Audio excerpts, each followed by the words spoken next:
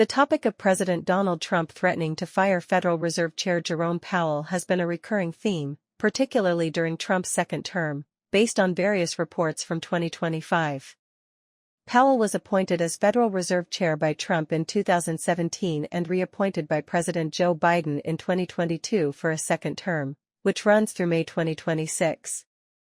His role as a Fed governor extends until 2028. The Federal Reserve operates independently to manage monetary policy, primarily through setting interest rates, guided by its dual mandate of maximizing employment and maintaining stable prices, targeting 2% inflation. Trump has repeatedly threatened to fire Powell, with notable instances in April, June, and July 2025. In April 2025, Trump called Powell a major loser and said his termination cannot come fast enough, but later denied plans to fire him, stating, "I have no intention of firing him," though he urged Powell to lower rates. This followed market turbulence caused by his remarks. In June 2025, Trump called Powell one of the dumbest, most destructive people in government and suggested he might change his mind about firing him, labeling him a total and complete moron. In July 2025, reports emerged that Trump discussed firing Powell with House Republicans, even brandishing a draft termination letter provided by William J. Pulte, director of the Federal Housing Finance Agency. Trump polled lawmakers who largely supported the move, but he later downplayed it, saying it was highly unlikely unless Powell committed fraud. The Trump administration has accused Powell of mismanaging a $2.5 billion Fed headquarters renovation, alleging potential fraud or misleading Congress. This claim, amplified by Office of Management and Budget Director Russell Vought, is seen as an attempt to establish cause for Powell's removal. Powell has countered that the project, initially budgeted at $1.9 billion, faced cost overruns due to unforeseen conditions like asbestos and has requested an inspector general review. Legal experts, however, argue this case is weak and unlikely to hold up in court. Threats to fire Powell have caused market volatility. For instance, stocks and the U.S. dollar dipped on July 16, 2025, after reports of an imminent firing, but recovered after Trump's denials. Analysts warned that firing Powell could destabilize markets, raise long-term bond yields, and weaken the dollar's status as a global reserve currency. Powell has consistently maintained that Trump cannot legally fire him, citing the Federal Reserve Act.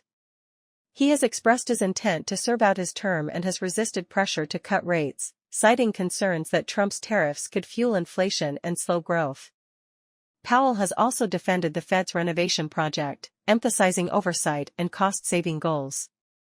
Trump's allies, including Representative Anna Paulina Luna and White House officials, have fueled speculation about Powell's firing.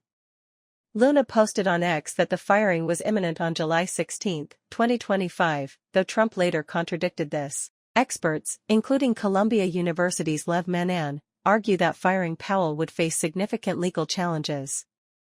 If attempted, Powell could sue for reinstatement, and the case would likely reach the Supreme Court.